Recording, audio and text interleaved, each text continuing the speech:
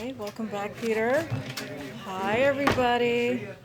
Good to see everyone. Good afternoon. Let me get this off. I'm so accustomed to having it on.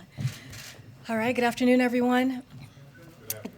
I have a few things at the top. Today, the United States reached an important milestone. We have donated and delivered 200 million COVID-19 vaccine doses to the world. This is another milestone as the United States leads the world COVID-19 response, the result of an unprecedented logistical and operational endeavor. Donating vaccines is one urgent effort we are taking to tackle this pandemic globally. And we've committed to donate $1.2 billion, along with life-saving assistance to countries in need to enhance their ability to get shots into arms. We also reiterate support for an intellectual property waiver and bolstering manufacturing here at home and abroad. As we recognize this milestone, it's clear that the world must do more in our global COVID-19 response. Other countries must step up, like the United States, and act with more urgency to stamp out the virus everywhere. We also need every WTO member to step up as well and support an intellectual property waiver, and every company must act ambitiously and urgently to expand manufacturing now. So we're glad to lead this effort, but this is a global pandemic, and it requires a global response. We will continue to push everyone to do more in our fight against COVID-19. Also today, we learned that the initial unemployment claims fell to another pre-pandemic low. I think there we go, down to 290,000 for the first time in almost 20 months. The 4-week average similarly fell to a new low, down more than 60% from when President Biden took office. Again, as you can see from the chart behind me. This is a testament to the progress we've made on the economy, thanks to President Biden's success in getting Americans vaccinated and getting the economic relief to the middle class. The week before the president took office, jobless claims were at nearly 900,000. Now they're down to 290,000. We've created nearly 5 million jobs in 8 months. That's 600,000 new jobs every month, on average, 10 times the rate we inherited.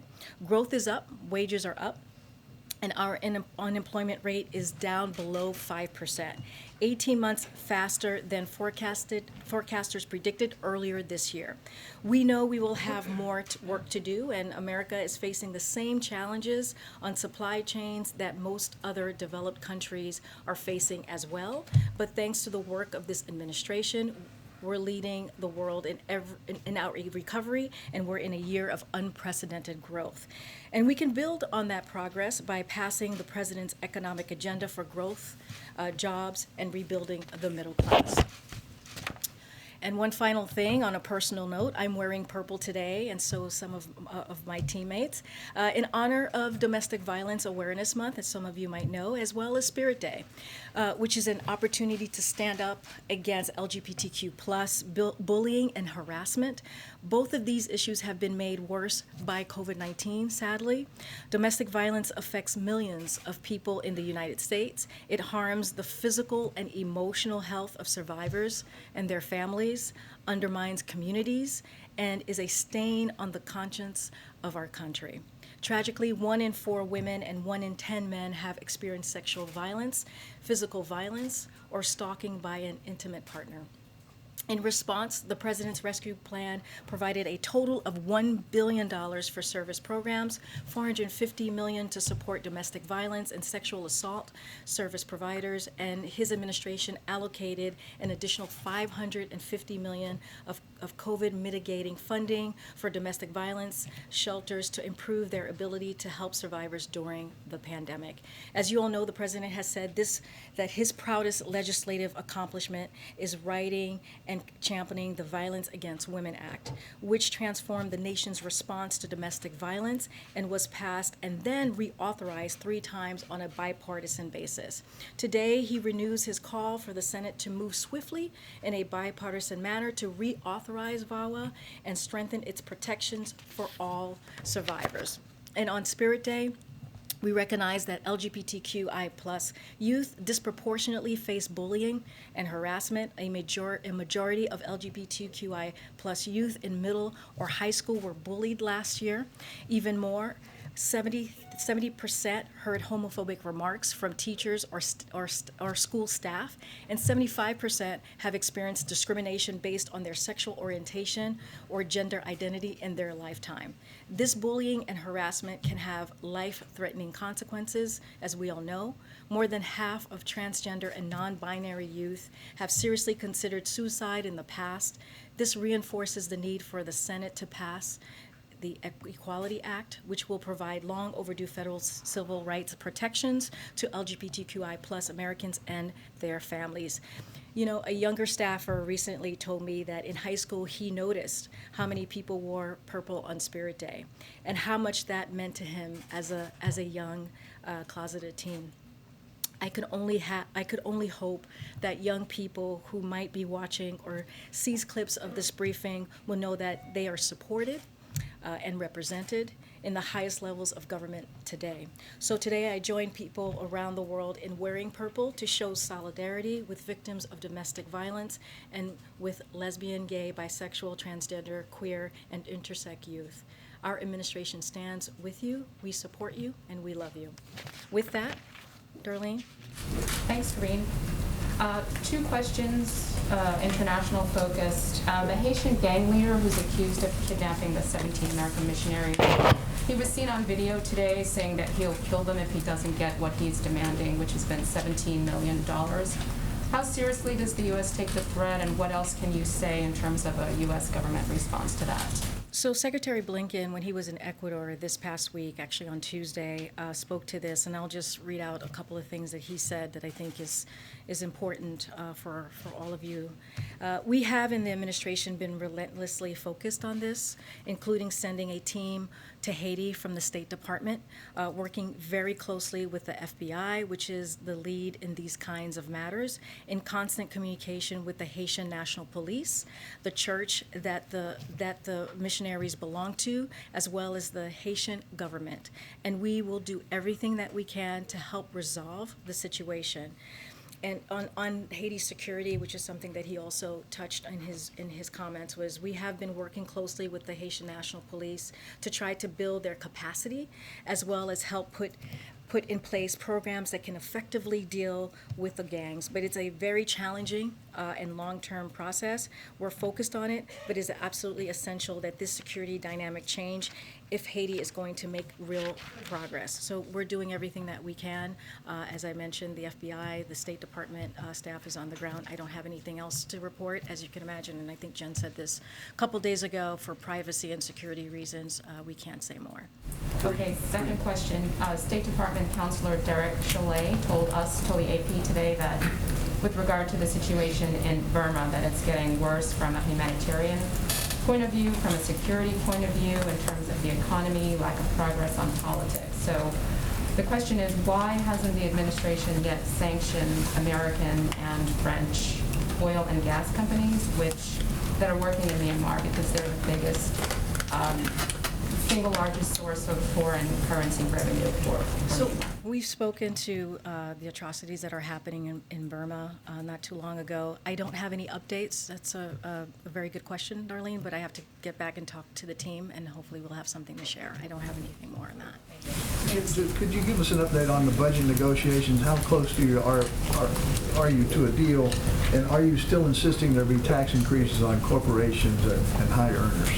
So as you can imagine, we are focused on this every day. This is a priority, continues to be a priority for the president. Yesterday, as you know, a couple of days ago, the president spent hours meeting with congressional members, and everyone basically said the same, which is there's progress, and we're moving forward in a way that we can really truly help Americans and invest in economic growth for the middle class. So that is the focus, and we believe the progress will continue these next couple of days. As far as the taxes, the president has been very, very clear. This bill, the Build Back Better plan, and the bipartisan infrastructure bill, which are his 2 economic policies that's going to, again, help the middle class and do that economic growth. And as we're talking about physical infrastructure and human infrastructure is going to be paid for. We see the cost as zero because it's going to be paid for. And the way that we see it happening is making sure that the wealthiest among us, the top corporations, pay their fair share. There shouldn't be a reason why teachers and firefighters are paying more in taxes than billionaires. So that's our focus, that's our promise, and that's what we're going to continue working towards. And secondly, Karine, the Fed today banned stock purchases by top officials at the Fed in response to ethics questions. Is this something that you welcome? Does it impact the President's thinking on whether to reappoint Jerome Powell as Fed Chairman? So, see, I'll say this. We deeply respect the independence of the Federal Reserve and won't comment on these recent developments, but President Biden believes that all government agencies and officials, including independent agencies, should be held to the highest ethical standards, including the avoidance of any suggestions of conflicts of interest. Thanks, Karine. It's looking more and more like the Clean Energy Performance Program might not make it in the final version of the reconciliation package. And that was a really big part of how the president planned to meet his own emission goals. So what message does that send to other countries ahead of COP26? So, President Biden reestablished U.S. leadership on day one. And as you've heard us say, as you have heard us say, when it comes to acting on climate change every day since from day one, the president will advance his climate agenda using every tool at his disposal and can make significant progress in curbing emissions, growing our economy, and good-paying union jobs. And so he could do that without Congress. There was actually a report that came out this week from the Rhodium Group, an independent research firm, reinforced the fact that the U.S. has multiple pathways to meet President Biden's pledge to reduce emission 50 to 52% below the 2005 levels in 2030. So we'll continue to work with our colleagues in Congress on Clean Electricity Performance Program, but this independent analysis lays out a path to the president's climate goal without a CEEP in place. And so we'll just continue to do the whole of government approach that we've been doing this past 9-10 months. But if he can't get his biggest climate priority passed through Congress, how can he point to the United States being a leader on this issue? Because we have had other ways of doing that. We don't need, what we're saying is we don't need Congress. We can do it without Congress, as I just laid out. Let me give you some examples of what we've already done. So, leading the shift towards electric vehicles, which you've heard us talk about many times, which is bringing together automakers and auto workers, phasing out super pollutants like HFCs to greatly reduce emissions, making a cross-government investment in clean energy like offshore wind and solar, making historic commitments to use every lever at his disposal to advance environmental justice and spur economic opportunity for disadvantaged communities. And extreme weather events increase in frequency and ferocity. The U.S. has taken bold steps to strengthen the nation's resiliency to severe impacts of a challenging climate. So we have done a lot here. The president has.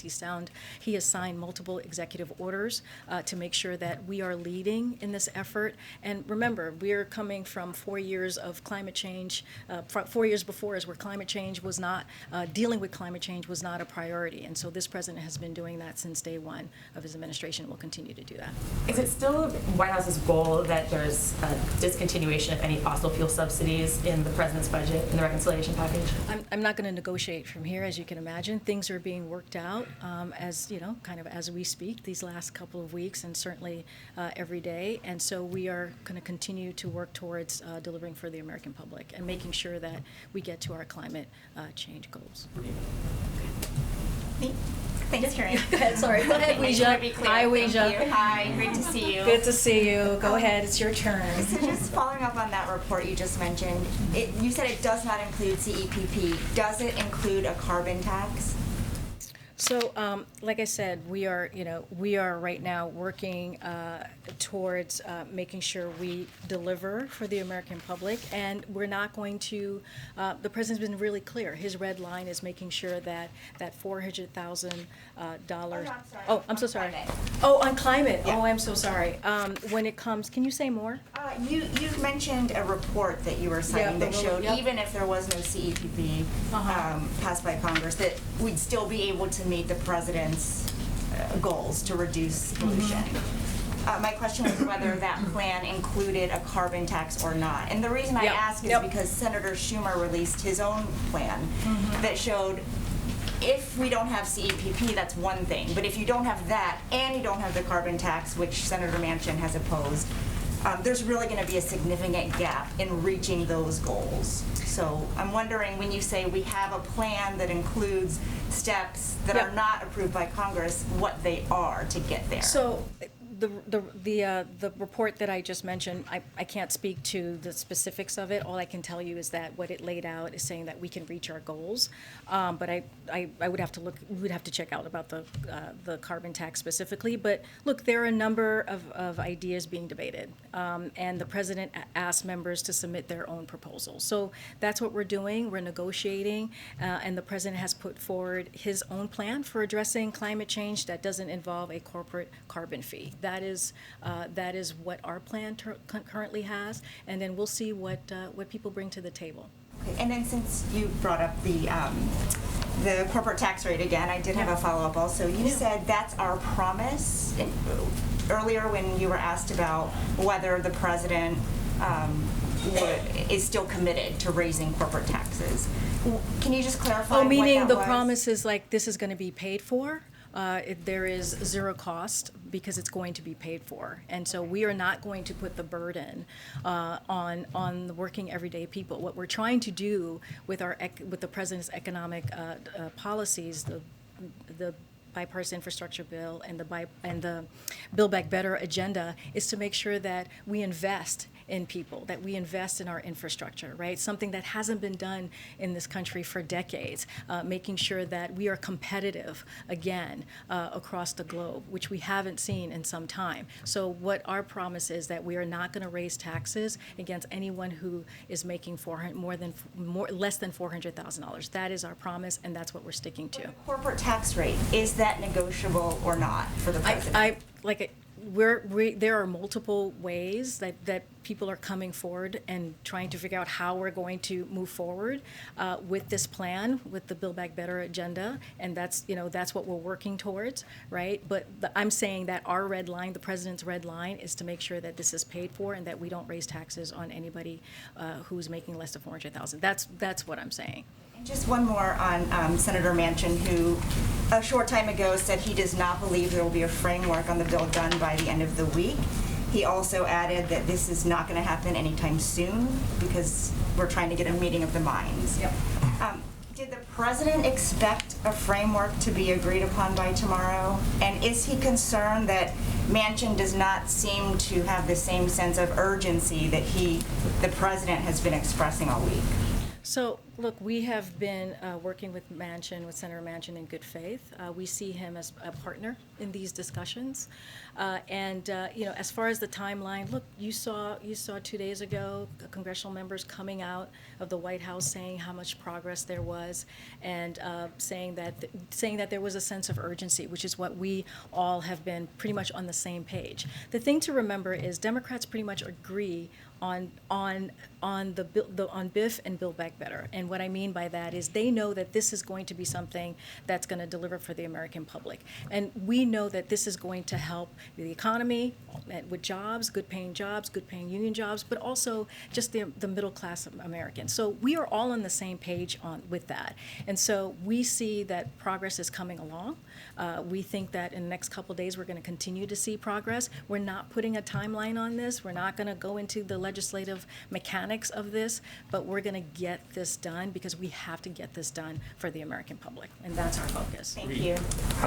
Thanks, Karine. So the year Joe Biden was sworn in as president, promising a more humane immigration system, is the same year that an all-time record 1.7 million migrants have been detained at the southern border. Is that a coincidence? Thank you. So, thanks for the question, Peter.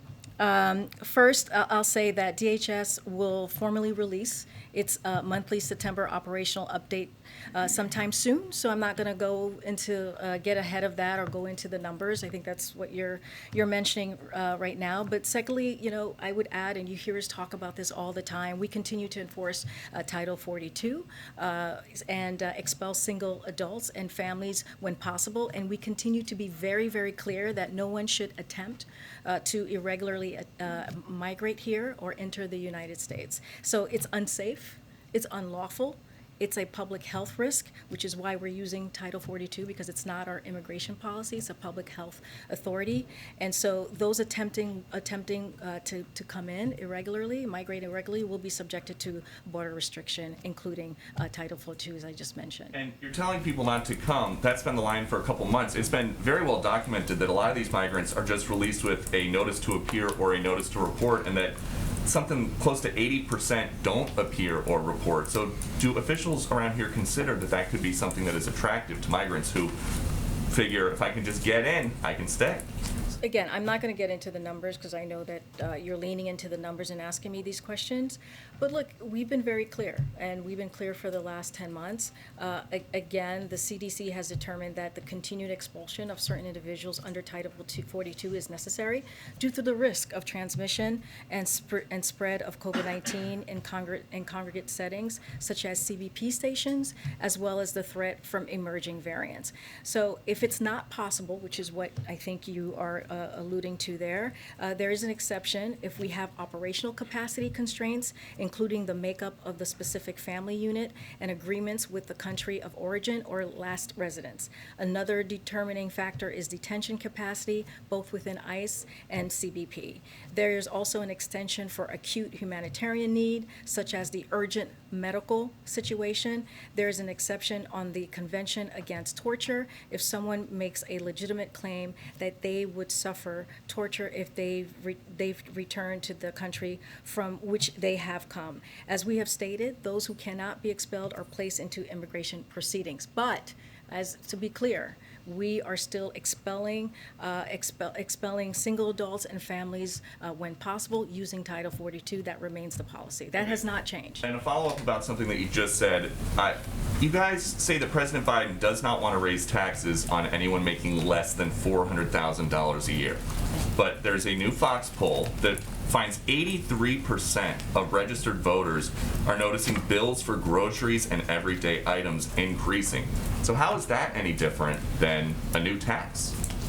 Well, look, and when you say, can you give me a little bit more? Like, what's the... Well, the supply chain is all backed up. There are bottlenecks, empty shelves, prices going up, people are paying more. And so how is that any different than a new tax? So I would say this, we're dealing with a historic and evolving pandemic that is impacting our economy, right? We have seen it for the past year and a half. That's what people have been dealing with. And it is having an outsized impact on our global supply chain.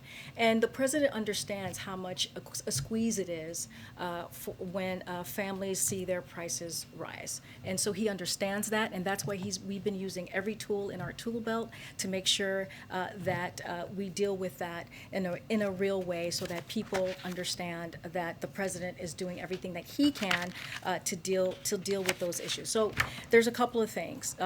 So we got to think about the progress that we've made on how far we've come for the mess that we inherited from the previous president. We've already averaged 600,000 jobs, which I mentioned at the top.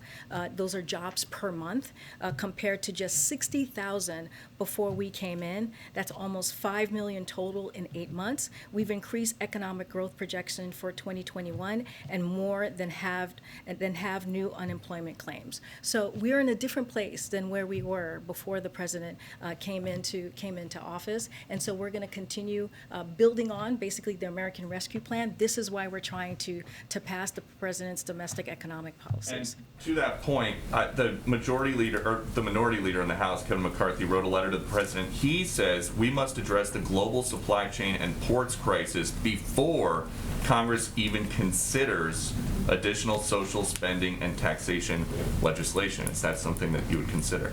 So here's the thing. Jen responded to, this is the letter from McCarthy, is that what we're talking about? Okay, yeah, wonderful letter.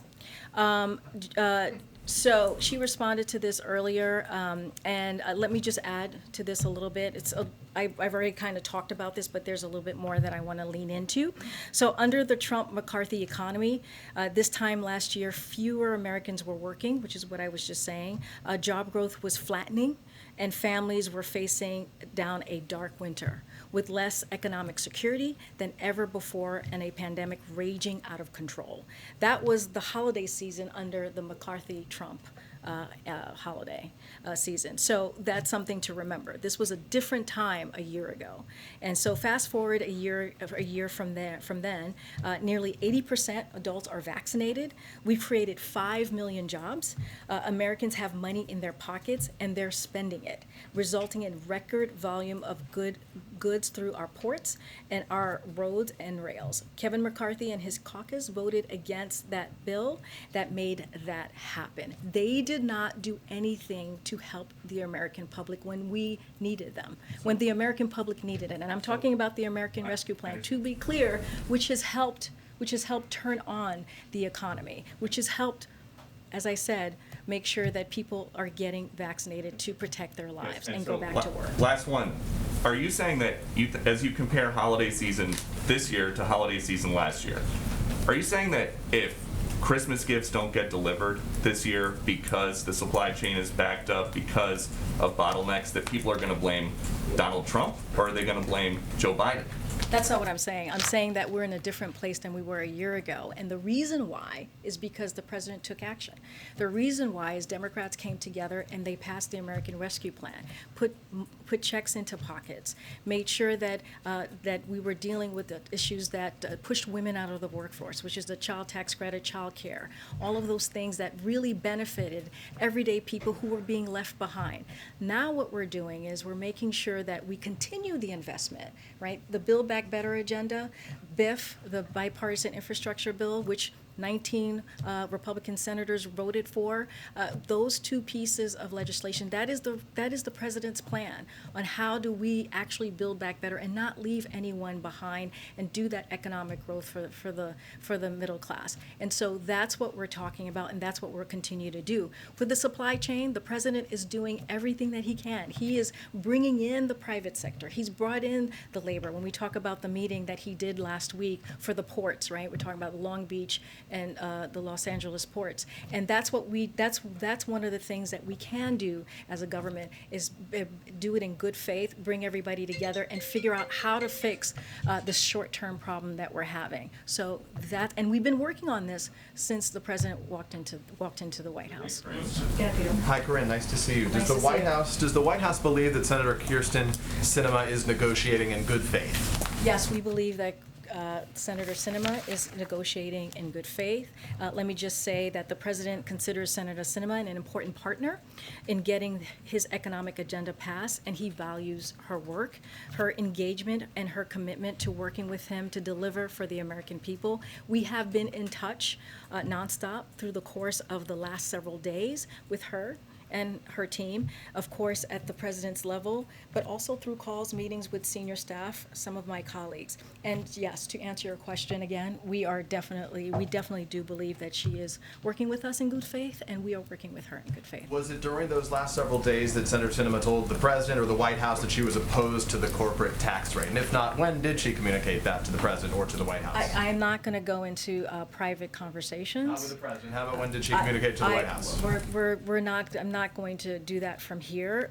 But what I will say, the president is working to pass a game-changing investment in economic growth that benefits the middle class, as I've been saying. This economic growth, paid for by having the richest taxpayers and big corporations pay their fair share, and without raising taxes on any Americans making less than $400,000. Again, the price tag for this legislation is zero. There is an expansive menu of options for how to finance the president's plan, and so that's what we're going to be discussing and negotiating and trying to figure out, so we can, again, deliver for the American And public. just for clarity, I mean, everyone gets it. The price tag isn't actually zero. These new programs do cost money, right? So why not level with American voters and say that there is a cost here, but that you're aiming to do it without raising the deficit? No, we are being honest with the American people. We are does being cost front something, we No, agree, right? it is. It is costing. It is going to bring $0 to the deficit, and we're being very clear about that because that's what we want to make sure that we're doing, right? Because here, once again, we have had people who have been left behind after this the COVID-19 pandemic that we've been living in for a year and a half. We saw even more severely how much people have been left behind, and not just been from the COVID. I mean, before then, people, middle-class people, working people have been not part of the economy, and now we want to deal them back in. It's been a long time since we did that. The president talked about that when he was in Scranton, Pennsylvania yesterday. He's going to talk about that, take questions from everyday people today at the CNN town hall, which he's very much looking forward to, and he'll probably be asked that question, and he'll answer it as well tonight. So for clarity, there's a cost, but it's not to the deficit, doesn't raise the deficit, these things we do. The price tag for this legislation, Peter, is $0. Let me ask you if I can ask one final question a little bit earlier, just for clarity as we look ahead to the COP26 a week and a half out from now. You said earlier that the president, the White House doesn't need Congress. To make sure I get this right, is it the president's position that he does not need Congress for transformative change in combating climate? No, he believes that, what I'm saying is that there are a number of pathways to meeting our emission goals and targets. That's all we're saying. Yes, would we do that without Congress? We can. That's what I'm saying, because there are many tools that we're using to get there. Do we want to work with Congress? Absolutely. That's why the president added that into his economic policy. For sure, in his legislation, he put it in there because he wants to get it done. What we're saying is our climate vision is integrated throughout everything that we do in the whole of government effort launch on day one that we did with an executive order. The president will advance his climate agenda using every tool, again, every tool at his disposal, and can make a significant progress in curbing emissions, growing our economy, and good paying union jobs. So that's what we're going to continue to do. Do we want to work with Congress? Absolutely. But we're saying that we're already doing the work to hit our goal, and that's why I referenced the report earlier when I was answering Weisha's question. Thank you. Can I follow up real quick on, a few things, but first, let me just say I'll add my voice to, I'm sure there have been dozens who would humbly request that the President of the United States not only do a town hall,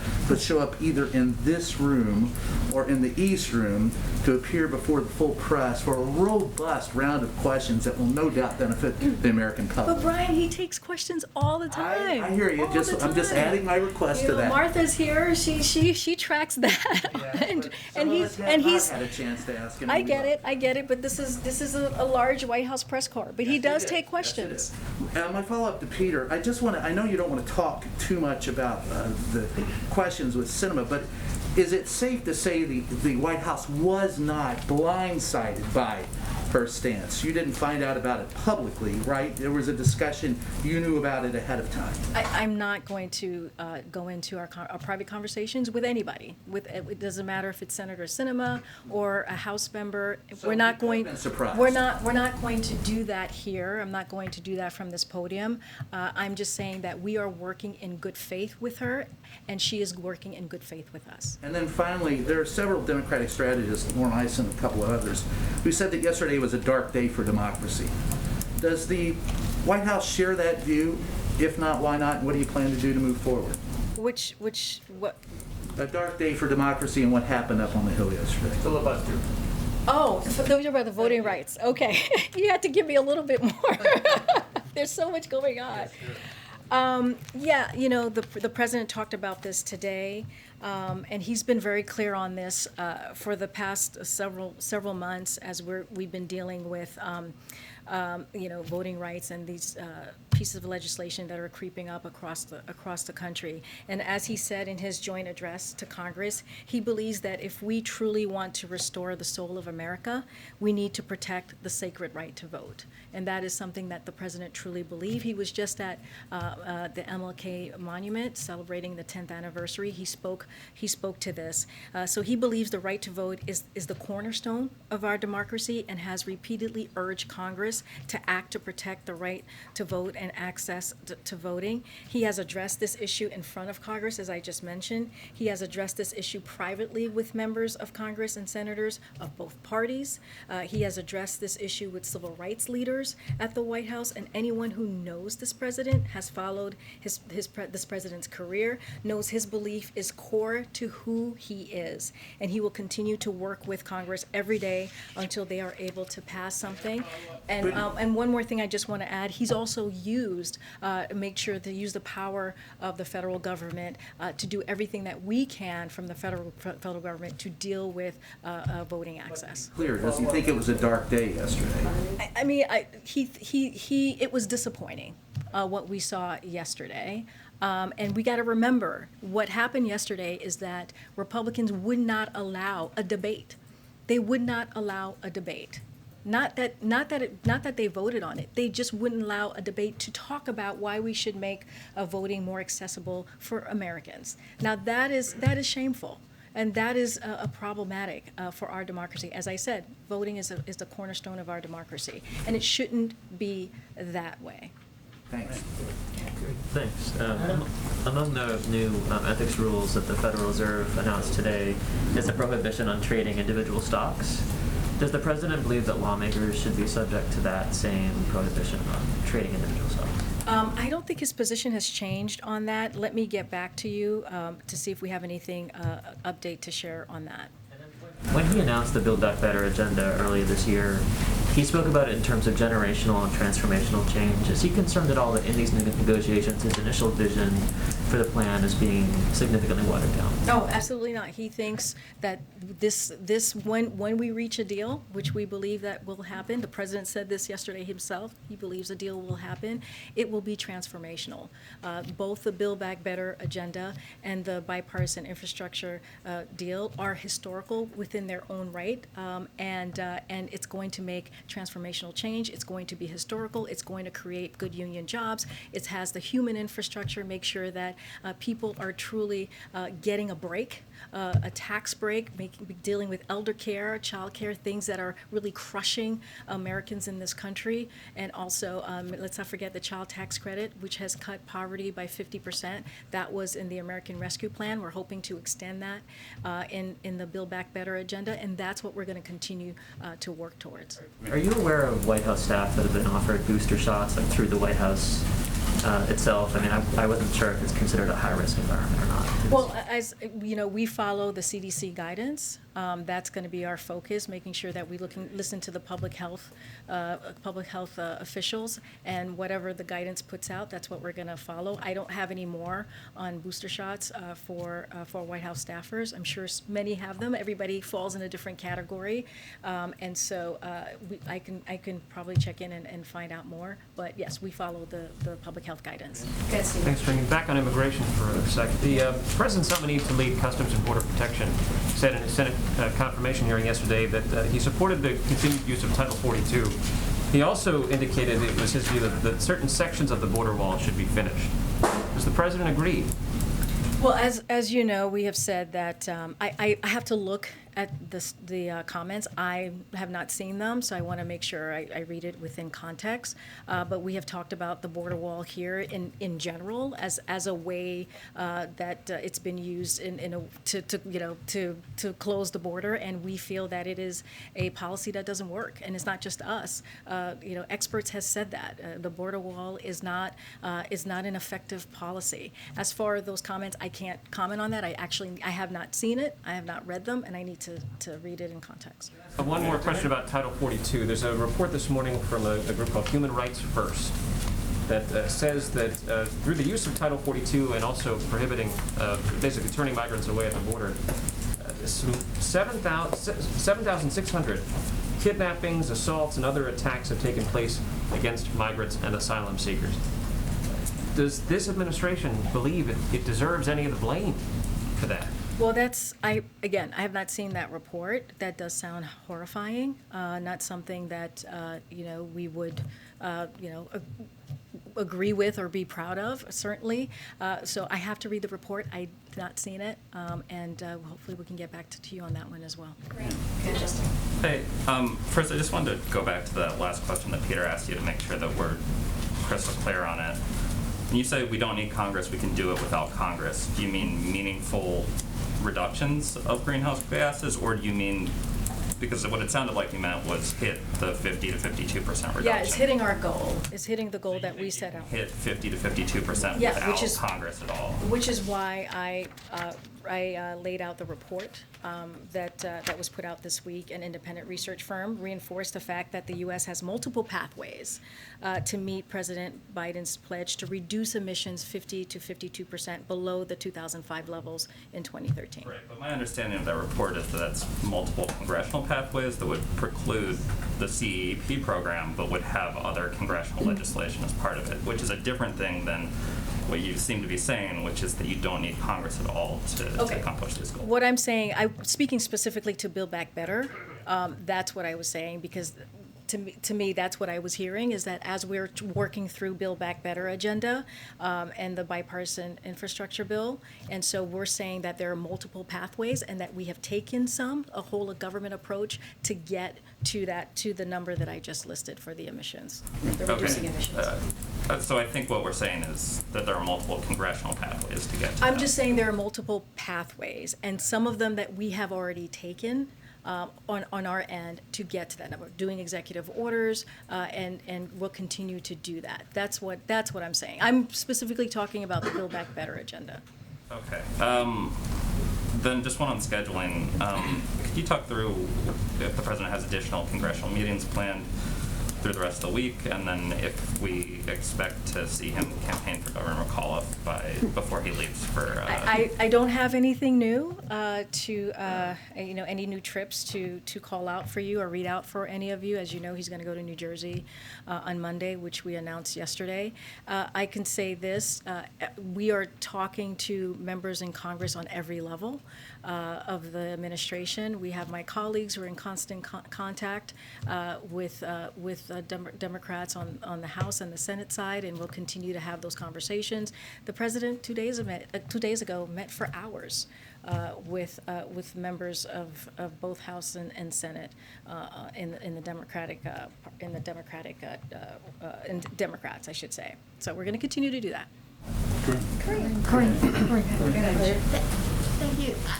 I know that earlier you said that whatever comes out of this, the negotiations over the Build Back Better plan, human infrastructure, that it's still going to be transformational. But I guess, what do you say to those people who are saying that the White House and Democrats are compromising too much already because there's talk of taking out of the Clean Power Plan?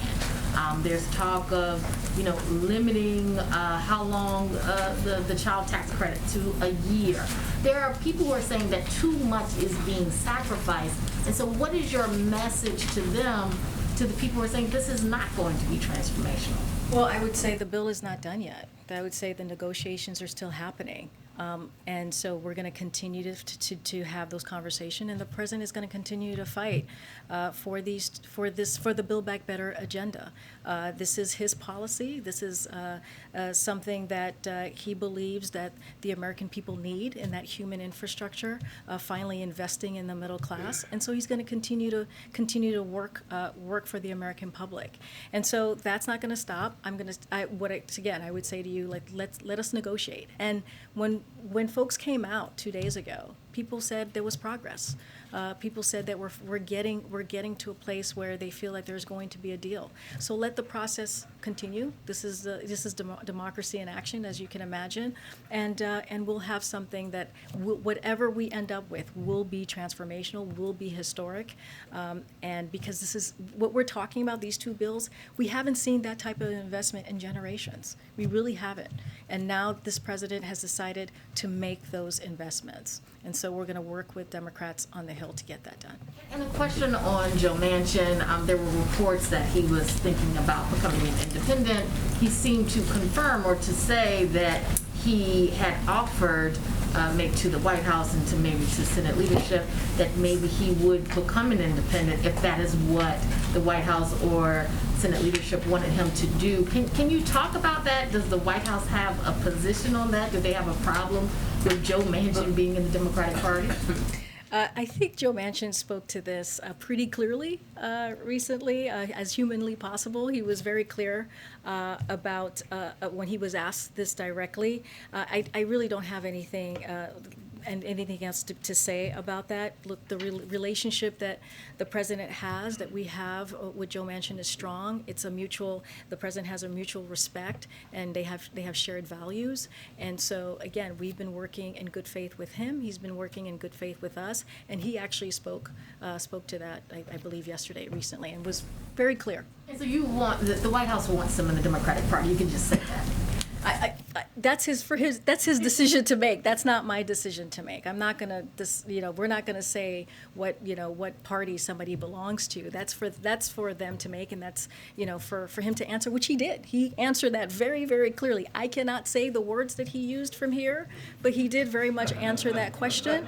And I'm going to leave because I leave that there because my daughter at some point is going to see this, and so she'll call me out, so I can't use those words. But look, the president has, respect for Senator Manchin. Again, he sees him as a partner in this process and trying to get work done for the American people, trying to pass this economic bill for the middle class, as I've been saying. And so this is critical. This is important, and we need to get it done. Thanks. Again, Michael. Thank you. Two questions, one on voting rights and one on climate. On voting rights, given the president's remarks earlier today at the MLK Memorial, does the president think that Martin Luther King Jr., if he were around today, would find it satisfactory to not break the filibuster in an effort to save what the president has called the cornerstone of democracy? Oh my God, it's such an unfair question. You're asking me what Dr. King would think? Oh my gosh. I'm assuming the president must have thought something about that in preparing for the remarks today, which were highly symbolic given Martin Luther King's. Jeez, Michael. I'll say this. The president has been absolutely clear that protecting Americans' constitutional rights and the integrity of our elections from the systematic assault Republicans have been engaged in across the country is a must, and that this historic threat requires strong voting rights legislation, and that's what he is working on. That's what he talked about today, and he's talked about it multiple times. One of the times that was very striking, as we know, was when he went to Philadelphia and really made a strong argument for protecting the cornerstone of our democracy. Look, dozens of White House staff work on this priority every day, and it's fundamental to upholding the rule of law. And not only that, again, he's taken a lot of actions as president. He's done a historic executive order, which was done on the anniversary of Selma, Bloody Sunday. And instead of just speaking and saying nice words or commemorating that day, which was a difficult, sad day, he took action. And so that's one way he did. He doubled the voting rights staff in the Civil Rights Division at the DOJ. He appointed the vice president president at her request to lead this administration-wide effort using the bully pulpit and convening power of the White House. So we're going to continue to do the work. It's not over, and we're going to continue to do everything that we can from here to make sure that people's rights are protected. And also, the John Lewis bill, from what I understand, is going to be coming to the floor, and so Senator Schumer is doing everything that he can with his members and senators on the Hill to get that done. On climate, not to beat a dead horse, but to follow up on Justin's question. Yeah. As I understand it, the negotiators on Capitol Hill, as they are trying to figure out what's in and what's out of the Build Back Better, the social, the human infrastructure piece of this, that they are very much focused on climate pieces in that legislation, maybe not the original proposal that the president had made, but sort of what other pieces that add up to, tens of billions, hundreds of billions of dollars. Are you now saying that in an effort to pare down the bill, you guys would be happy if Congress does nothing? No, we're not. I'm not saying we would be. It sounded, again, like as Justin, I think, suggested, it sounded like you're saying let me be clear, because clearly I'm not being clear. Let me be clear as a spokesperson. No, we would not be happy if it was not included. We're going to continue to fight for those pieces in the legislation. That is not, that is not what we're saying is not the end of it. There are multiple, we're saying where there are multiple other pathways, but this is the president's bill. We're talking both BIF and both BBB. This is something that he wanted in those pieces of legislation that he wanted in that agenda, and he's going to continue to fight for every component of it. So we want it in there. People keep asking us or saying to us, "You're not going to hit your goals. You're not going to hit your emissions, your reduction goals." And we're saying that we have done the work already. We're going to continue to use all of government approach to do that. And I was just citing a report that said that we can still hit that goal, and that's all I'm saying. We're not going to stop fighting. Absolutely not. Thanks, Karine. Given some of the reports we've seen the last week and a half, does the president believe that the U.S. has a sufficient amount of visibility into China's weapons programs and defense capabilities at this moment in time? Yeah. So you're talking about the missile that we saw recently, the hypersonic glide missile. So Jen talked about this yesterday after the president was asked. So we're not going to comment on the specific report, but generally speaking, we have made clear our concerns about the military capabilities that the PRC continues to pursue. And so, again, I'm not going to comment on this specific report, but generally speaking, we have made clear our concerns about their capabilities and continue to pursue which only increases, the PCR continues to pursue, which only increases tensions in the region and beyond. So can't comment on the report, but yes, do we have concerns? We do, and then we're going to continue to speak out. But generally, does the White House feel like it has the visibility it needs into those programs or capabilities? I can't speak to that from here. Like I said, we just made clear our concerns about the military capabilities that the PRC has. And then just one more on Build Back Better. You guys have been very steadfast about the entire bill will be paid for. Yeah. Is that a red line? Like, as you guys look through options right now through the buffet of potential revenue raisers that are on the table, is deficit spending completely off the table as you look forward? And we've been very clear about that. The red line for the president has been we are not going to raise taxes for Americans making less than $400,000. That's you're talking. Go ahead. No, I'm not trying to be short. But in terms of, as you're looking for ways to finance the proposal, deficit financing is off the table. It has to be paid for in full. It has to be paid for. I'm just, because you asked me what his red line was, I just wanted to make sure I said that, but it has to be paid for, and we want to make sure that the wealthiest among us, the billionaires and the big corporations, pay their fair share. That's only right. Again, and I said this earlier, the firefighters and teachers should not be paying more in taxes than billionaires. And the president has been very clear about that. And so that's what I was trying to get to. Proposed corporate tax rates don't have the proposed corporate tax rates. What if they don't have them? What if they're not higher? Thanks, Is Karine. it still going to be a zeroed out? Earlier today, President Biden spoke on voting rights and said, quote, "And I know the moment we're in. I know the stakes. This is far from over." Has the failure of last night's vote on voting rights at all changed his thinking on Democrats' strategy on this issue, particularly on legislation, on the filibuster? Is he reconsidering the general approach to this and how to get something passed? No, he's just going to continue to speak out against it. He used today as an opportunity to do that. He's going to continue to work with Congress. Like I said, we have White House officials working on this every day, from the Office of Public Engagement to Domestic Policy Council and others who are making this a priority. This is a priority for him, and Senator Schumer is continuing to work on this. Voting rights, the John Lewis voting rights bill is going to hopefully come to the floor soon, and we're going to let him take that lead, and we're going to continue to make sure that we make it really clear the urgency of getting this done. And then on communicating on this issue, this also comes on with recently the collapse of police reform talks. Comprehensive immigration reform was struck from the reconciliation package. Does this administration have a message to communities of color in particular who in many cases clinched the victory for President Biden, who voted for him for these issues? Do you all have a message?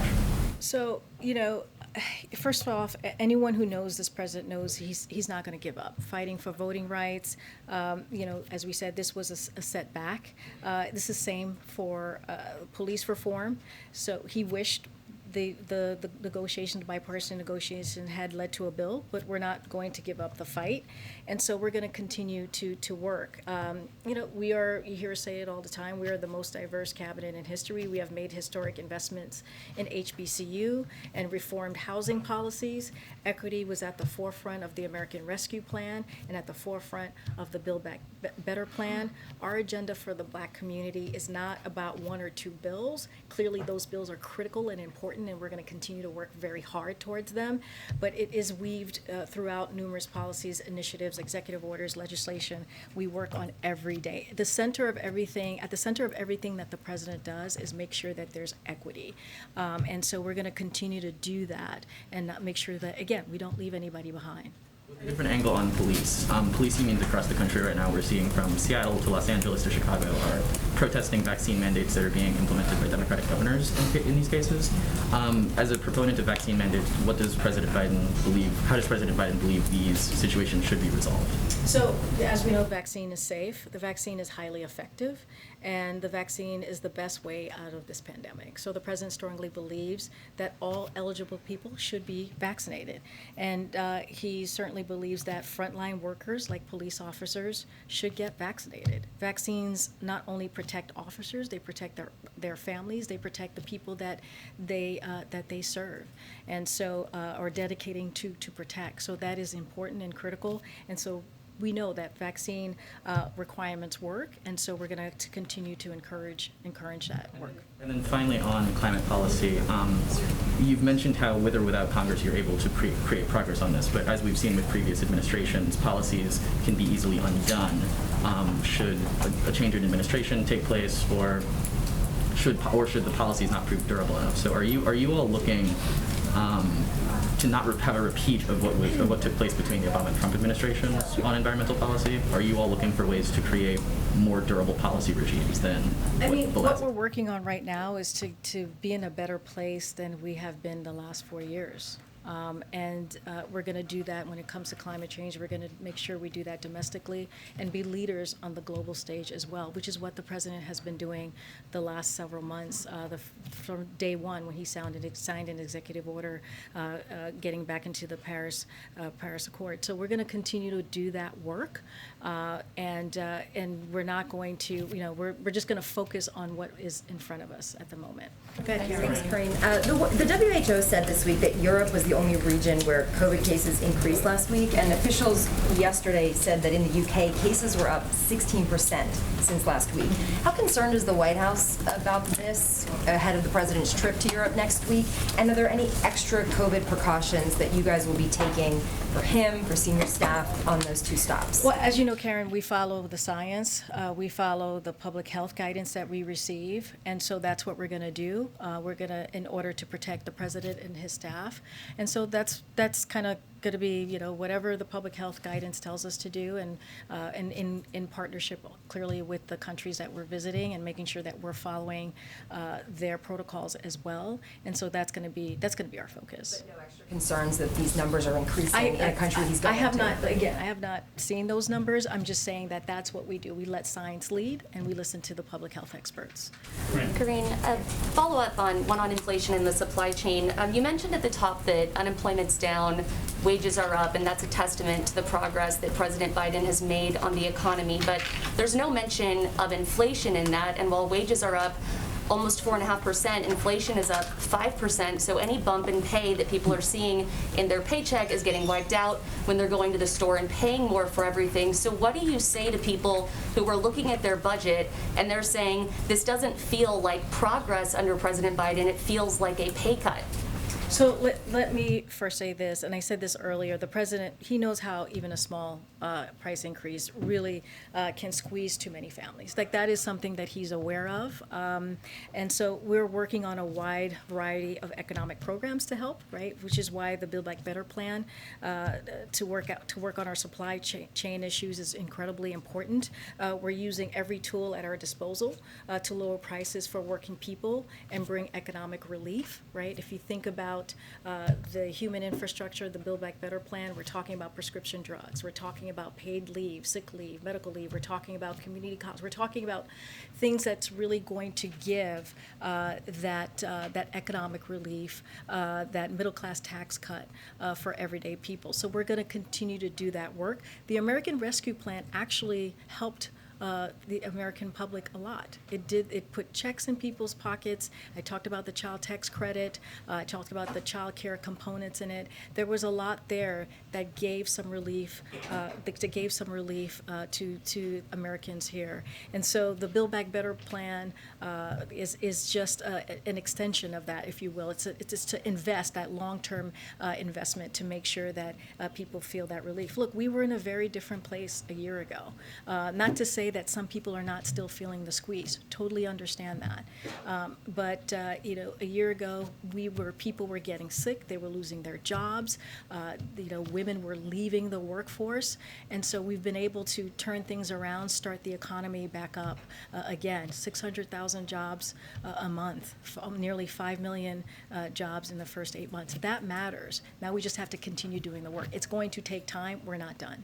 Quickly on the supply chain, there's a lot of talk about Christmas presents not arriving on time, but the issue is more severe and critical than that. I mean, it's affecting small businesses. Auto body shops can't get parts to fix cars, so they can't make money. 90% of school nutrition programs say they're worried about continued supply chain issues, according to a School Nutrition Association survey. Some schools are making last-minute grocery store trips just to feed their students. So if this is an issue that the White House has been working on and aware of since February, why does it seem like this is a problem that is getting worse, not better?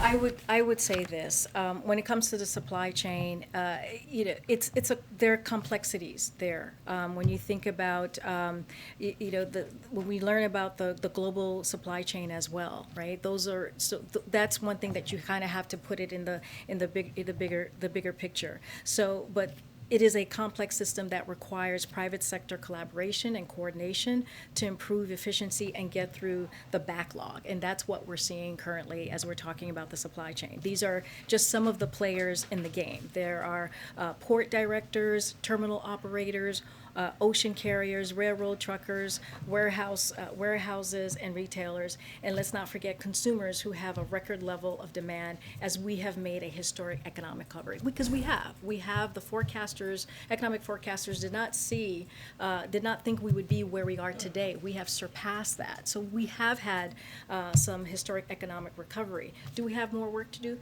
Absolutely. That's why we're trying to get this Build Back Better plan. But the Biden administration, as it comes to the supply chain, continues to serve as an honest broker. I mentioned this before, making sure that we find areas of collaboration to ensure we can move goods movement supply chain toward a 24/7 model.